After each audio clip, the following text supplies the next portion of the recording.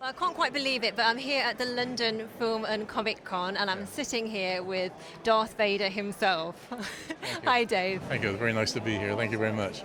Now, I know that you actually fell into showbiz, and it was through a role you had in a little film called A Clockwork Orange, that you actually got the role as Darth Vader, didn't you? Tell us about that. That's right. I did this. Stanley Kubrick rang me up one day and said he was doing this film, A Clockwork Orange, and asked me if I would go up to this house in I think it was in Revlet, up in North London, and we filmed this. We filmed this terrible movie. It was quite strange actually, because the first scene I did, I was doing nothing else but carrying Alex, who was Malcolm McDowell, down the stairs.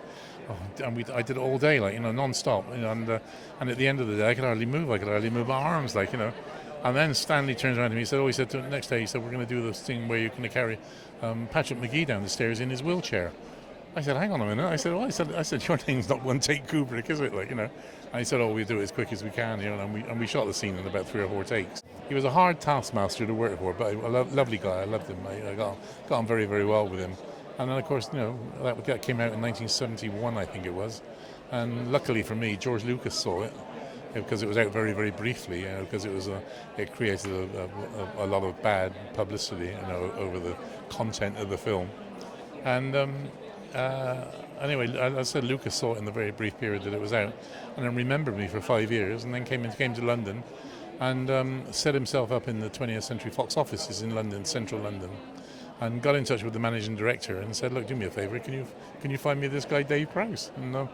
And then I got called in, and I said to him, how did you know of me? And he said, I saw you in Clockwork Orange. He said, if you're good enough for Stanley Kubrick, you're good enough for me, and that was it. That was, and there we go, became Darth Vader. But he'd actually offered you one of 2 roles, didn't he? Because he said you can either be Chewbacca, or you can be the big villain, Darth Vader, and you chose to go to the dark side, didn't you? What was the appeal? Well, they showed me all these conceptual drawings around the room, and Chewbacca was like a sort of hairy type gorilla, and it was. We actually filmed all the way through 1971, the hottest summer we've ever had in Great Britain, And all I could think of when I saw the Chewbacca costume, I thought, oh God, how hot and sweaty that's going to be, to be cooped up in that for a couple of months, And so I when he turned around and said, well, you can either play Chewbacca or you can play the big villain of the film. I thought, well, thank you very much. I know which part I'm going to have. I'll go for Darth Vader, thank you. And he said nobody will ever forget Darth Vader, and here we are 30 odd years later. Yeah. And he was quite right, wasn't he? Oh, exactly. Yeah. Mind you, Chewbacca. It's a very, very popular character worldwide. All these big conventions. We meet up all over the world, because he now lives. Because it was strange actually, because he was living in Croydon, and I live in Croydon as well. And so it's strange that the two guys from Croydon should become a major part of this huge, phenomena. And now, of course, what he did, he left Croydon and went to America to live, and got himself married, and he lived very, very happily married. I think he's raising pigs or something like this over in Dallas. Yeah. A little bit different than being Chewbacca, isn't it? But what did you think when you saw the costume? After you thought to yourself, right, I've dodged a bullet there, getting rid of that fur. I saw the Darth Vader. I saw all the conceptual drawings of what Darth Vader was going to look like. And then, of course, I had to go to the theatrical costumier and things like this, I used to, I was basically very impressed. The biggest problem for me was the helmet and the mask, and keeping the helmet on in one place, and because everything was made miles too big, and it was a question. They said, well, no, it looks absolutely perfect, proportionately to your body and the character itself, So they won't alter it. So, it must have been quite warm in there, mustn't it? Yeah. Well, we filmed during the hottest summer we've ever had in Great Britain. That was 1976, and it really was baking, But you learned very quickly how to live with the costume, as it were, and as much that I used to go into the studios first thing in the morning and just put the trousers and a t-shirt on, and that's all. And you used to stay like that as long as you possibly could. And then they used to say, well, we want to do a rehearse. And so you then used to put a few of the other bits and pieces on, and then you used to rehearse. And then they said, well, now we want to film the rehearsal.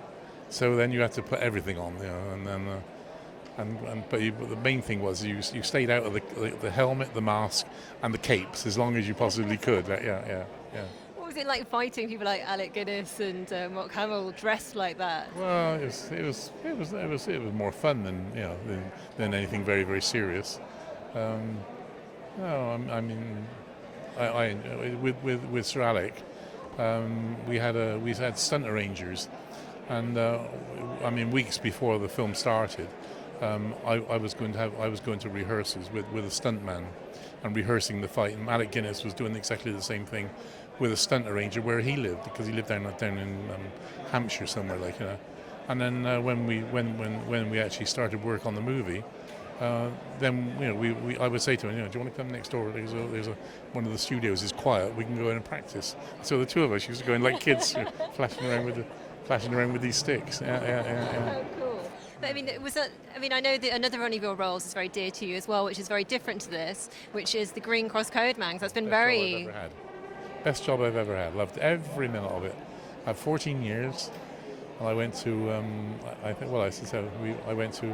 went to schools. I used to do 3 schools a day, 5 days a week, for the entire school periods for 14 years, and it was I did no other work then. I didn't do any film or television work during all that period, apart from the school holiday periods when I could obviously do other work. But to me, it was like almost became a vocation, and I loved every minute of it. And if somebody came to me tomorrow and said, "How would you like to go Green Cross coding all over again?" I'd jump at it. Yeah, I loved it. Oh, it's been absolutely lovely to speak to you, Dave. Enjoy the rest of the weekend here. Thank you very much. Lovely to talk to you.